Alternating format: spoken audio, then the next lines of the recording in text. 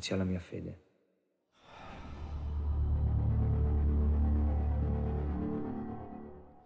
Bonjour à tous, avant de commencer cette nouvelle vidéo, petite mise au point. Pour les plus perspicaces d'entre vous, vous avez certainement remarqué qu'il n'y a pas de fond vert dernier mois, contrairement à d'habitude, et c'est normal parce que je suis assis sur mon canapé. Alors, petite explication, pour ceux qui ont raté du coup le dernier live, qui était un live annonce, je restructure la chaîne. Je vais me concentrer énormément sur les chroniqueurs que je vais reprendre dès septembre, qui ont demandé beaucoup de boulot. Je vais essayer de sortir un épisode par mois. Je vais essayer deux, mais franchement, je pense que ça sera un épisode par mois. Les Corona Reviews, c'est bel et bien fini. Hein, le dernier épisode, pour ceux qui l'ont raté, je vous invite à rattraper votre retard, puisque ça clôture tout le format, en fait, tout le schéma narratif. Et puis, il y a des invités de qualité. Et concernant les reviews, je vous avouerai que la course à la montre, de devoir sortir sa critique à chaud très vite pour être dans l'algorithme YouTube, ça me gonfle un peu. Donc, puis même au niveau du montage, parce que sur la fin je faisais du 7 à 9 heures de montage pour une simple critique à chaud, ce qui est complètement débile. Du coup, on va y aller mollo. Je ferai des reviews de temps en temps, sur des films que j'ai envie de parler, qui reste des nouveautés bien entendu.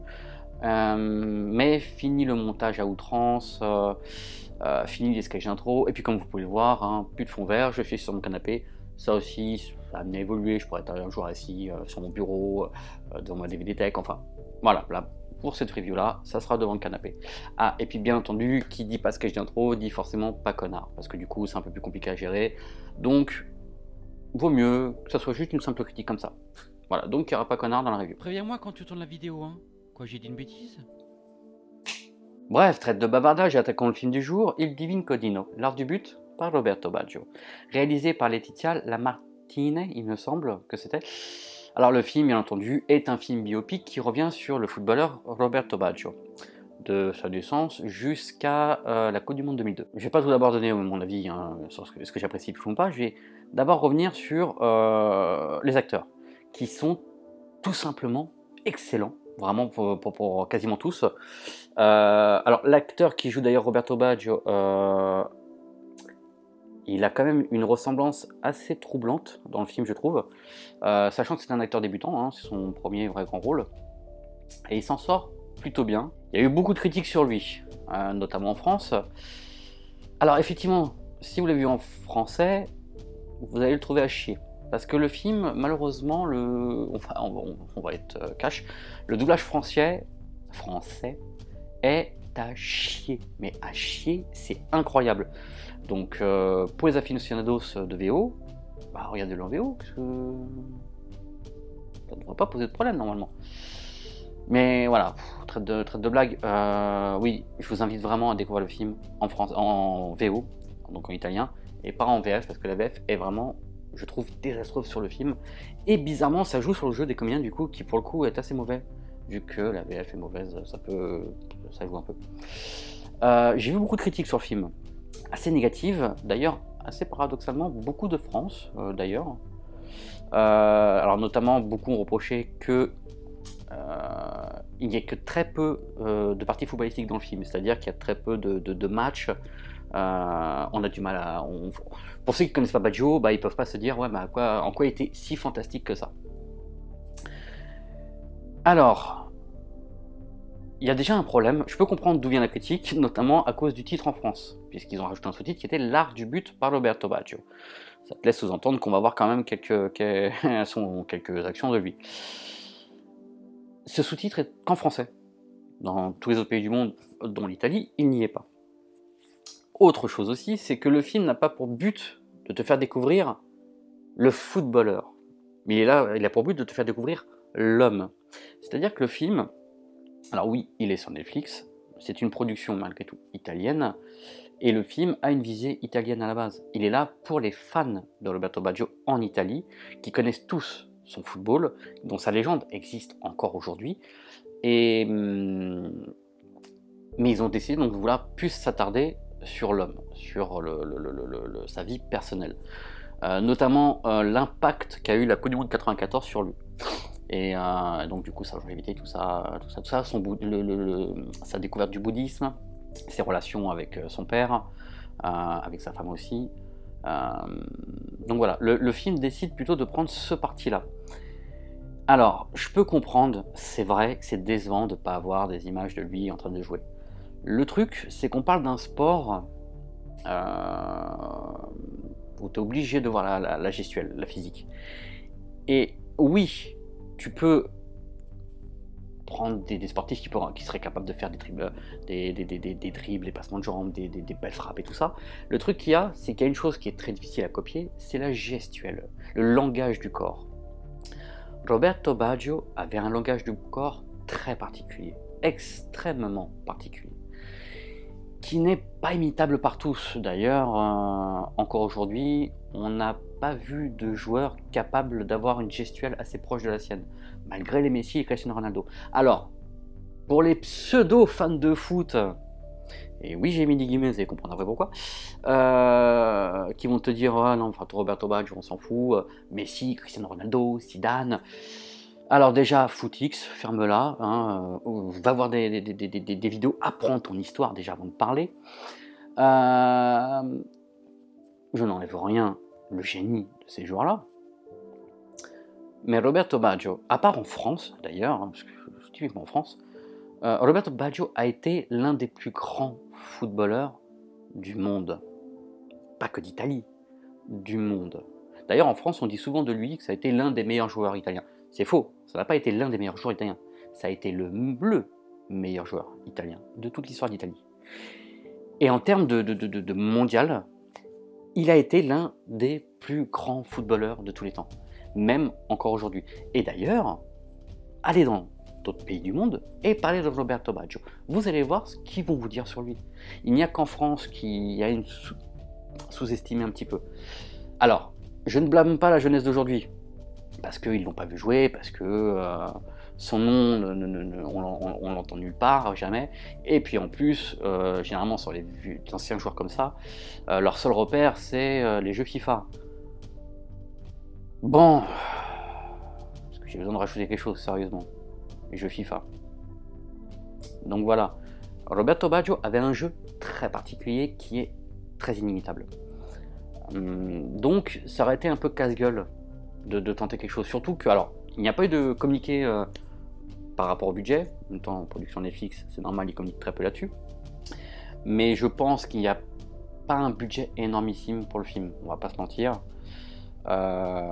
Donc ils ont préféré ne pas jouer là-dessus. Pareil, on aurait pu du coup rétorquer que oui, mais ils auraient pu mettre plus d'images d'archives. Oui, mais les images d'archives sur beaucoup d'images de Baggio sont immondes, d'une qualité vraiment très pauvre, et de retravailler le master de ces images-là pour essayer de... Voilà, ça coûte un fric fou. Après, je pense qu'il y a aussi une question de droit en Italie, c'est un tout peu particulier par rapport aux transmissions télé, les droits d'image qu'il y a derrière, c'est un peu particulier. C'est très particulier. Il y avait une, je sais plus si c'était Téléfoot ou l'équipe à l'époque qui avait reçu un procès de la RAI, je crois, pour diffusion, ils avaient utilisé quelques images de buts du week-end et ils se sont fait taper dessus, enfin, et du coup ils diffusaient pas juste les commentaires, enfin, il y avait un bordel à l'époque, il y a quelques années de ça, il y a peut-être 10 ans de ça. Il me semble que c'était l'équipe. Alors par rapport à la réalisation, où j'ai entendu pas mal de critiques dessus d'ailleurs, qui comparaient ça d'ailleurs à un téléfilm, alors je rassure juste, il y a un abonné qui m'a dit ça, t'inquiète pas, je dis, c'est pas toi que je vise, j'ai vu ça sur internet aussi, tu n'es pas le seul à dire ça, donc t'inquiète pas, c'est pas toi que je vise. Je vous trouve très dur les gars, très très dur, dans le sens où c'est plus une réalisation intimiste, un peu plus naturaliste, même si au niveau, les quelques peu de scènes de football qu'il y a des tentatives de filmer l'action, mais c'est très brouillon. Pour le coup, ça c'est très mal fait, ça je l'accorde totalement. Mais de là à dire que le film est une réalisation de téléfilm, c'est un petit peu dur. Alors, attention, ça n'est pas... peut-être pas une réalisation grand film, blockbuster, machin, tout ça. On reste sur Netflix, hein, je rappelle, c'est une production Netflix. D'ailleurs, il y a même quelques moments dans le film assez intéressants en termes de mise en scène. Par exemple, au moment de la séance de tir au but pendant le Mondial 94, pendant qu'il attend son tour et que donc il y a cette voix off de lui qui parle en expliquant que pendant tout le match, le temps passait vite alors que tu espérais qu'il passe lentement, et sur la fin, au moment où tu veux que ça arrive vite, le temps est comme arrêté. À ce moment-là, donc lui il est en premier plan, gros plan sur son visage de profil, et l'arrière-plan est flou. Sauf que, alors tu peux ne pas le voir si tu n'y prêtes pas attention, mais si tu regardes bien, le flou, pendant qu'il parle, s'accentue de plus en plus derrière lui, ce qui donne à un moment donné limite une image un peu peinture impressionniste par rapport à l'arrière-plan, ce qui crée du coup un décalage avec son visage qui lui est d'une netteté totale. Je trouvais ça plutôt intéressant, au même titre qu'il y a une forme d'iconisation au niveau de Roberto Baggio, beaucoup inspiré d'ailleurs par les diverses photos de lui sur les terrains. Il y a énormément, d'ailleurs je vous invite à faire ça, à taper sur Google, Google Images Roberto Baggio. Vous allez voir qu'il y a énormément de photos de lui sur le terrain qui sont très iconiques, très... t'as l'impression que c'est un surhomme limite. Ou c'est un shooting photo fait en mode professionnel alors qu'il est juste en train de jouer, et c'est assez amusant d'ailleurs quand on y pense. Mais ça a été un petit peu réutilisé dans la mise en scène. Tu as plusieurs passages comme ça, que ce soit dans sa vie quotidienne ou les peu de fois qu'on le voit dans des matchs. Tu vois ce côté avec cette reprise de certaines images. Je trouve ça plutôt intéressant, plutôt bien vu. Tu sens de toute manière que la réalisatrice est une grande fan du joueur et de l'homme, du coup. En même temps, oui, comme quasiment tous les Italiens, enfin, comme tous les Italiens de toute manière. Non, j'ai trouvé ça plutôt intéressant. Alors oui, il y a des ratés, on va pas se mentir, en termes de réalisation. Notamment en termes du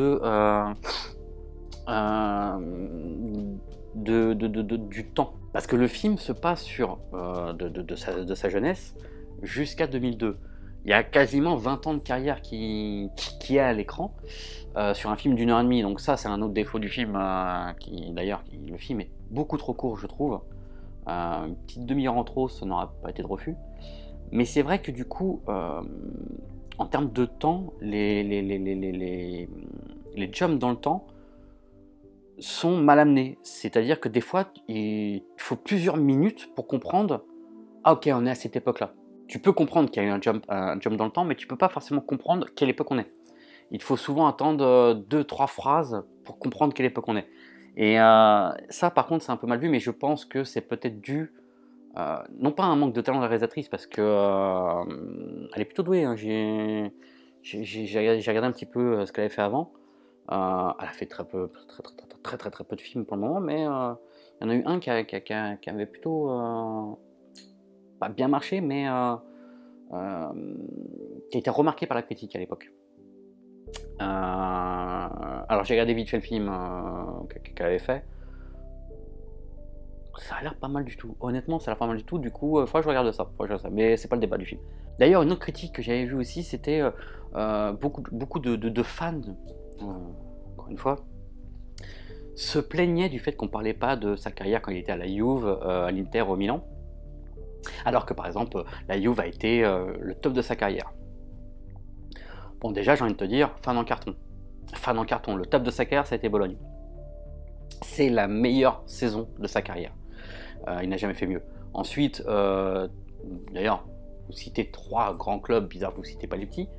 Mais alors, le Milan, ça a été catastrophique pour lui. L'Inter, ça a bien commencé, ça s'est très mal terminé. La Juve, 4 saisons extraordinaires. Pour une dernière, ô combien catastrophique.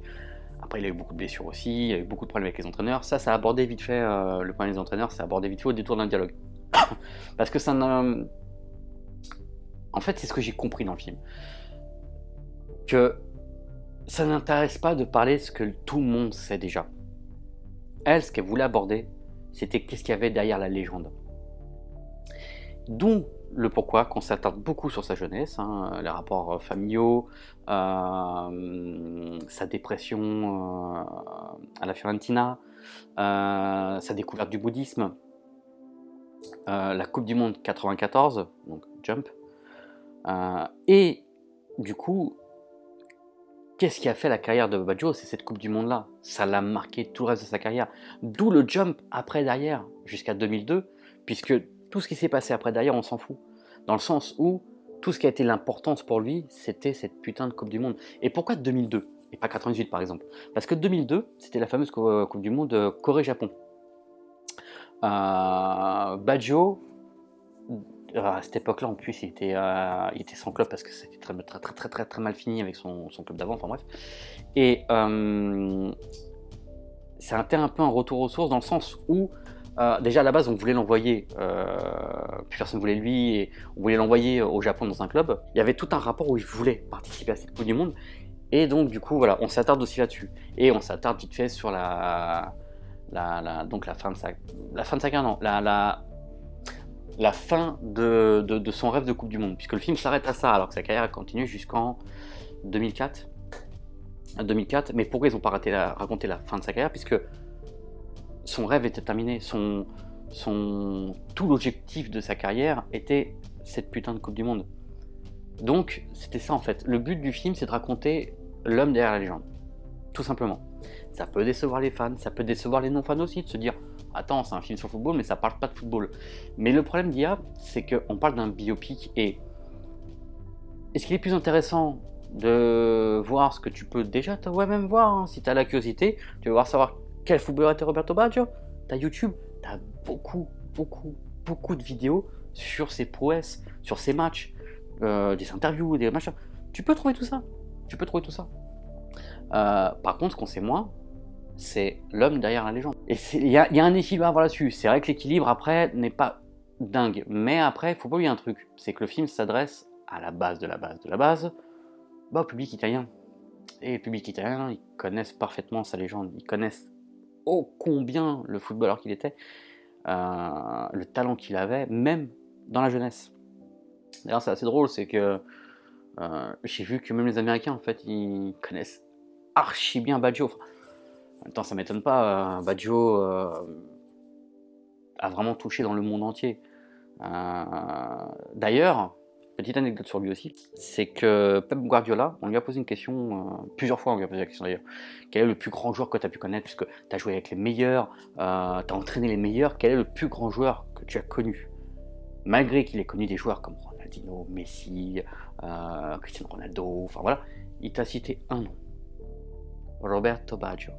Il a dit qu'à la fois que c'était le plus grand homme et le plus grand footballeur qu'il ait connu. Ça fait réfléchir. Alors malgré que je prends sa défense sur tous ces aspects-là, on va pas se mentir, le film n'est pas ouf non plus. Oui, c'est vrai que la réalisation, parfois, notamment au moment des peu de matchs de foot qu'on voit, c'est mal filmé. On sent qu'il y a un petit manque de budget quand même. La narration est un peu brouillonne par rapport à ces jumps dans le temps.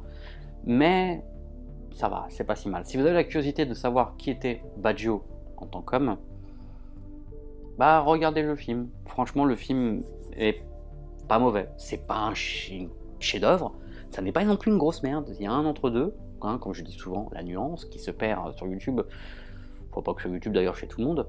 Mais c'est un film intéressant à voir. D'ailleurs, je vous invite à le regarder par curiosité, ne serait-ce pour découvrir qui était l'homme. Et si le footballeur, bah, vous voulez savoir quel était son talent, faites des recherches, allez sur YouTube, il y a beaucoup de vidéos qui montrent qui était Baggio en tant que footballeur, son talent, ses matchs, tout ça.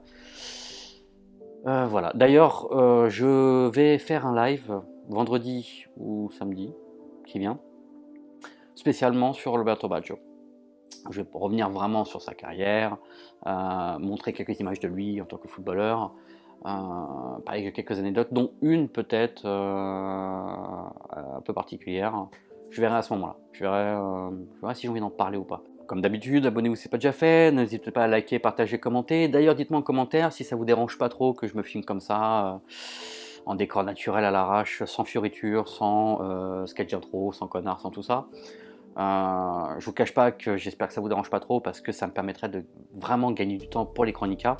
D'ailleurs, j'ai fini d'écrire le premier jet du prochain épisode. Je le fignole cette semaine, je fais les différentes réécritures et je pense pouvoir le tourner d'ici la semaine prochaine, voire la semaine d'après. Et comme je l'ai dit, elle sera en ligne en septembre normalement si tout va bien. Donc voilà, donc n'hésitez pas à me dire du coup si ça vous dérange pas que ce format-là prenne cet aspect-là, ou même si vous préférez que je me tourne devant ma DVTech ou n'importe où, voilà. N'hésitez pas à me faire un retour parce que c'est vous qui faites le la chaîne et c'est votre avis qui est important. Oui, j'ai un petit peu bugué là parce que j'étais pas sûr que j'avais dit chêne ou chèvre. Sur ce, je vous dis à bientôt pour une nouvelle review. Ciao.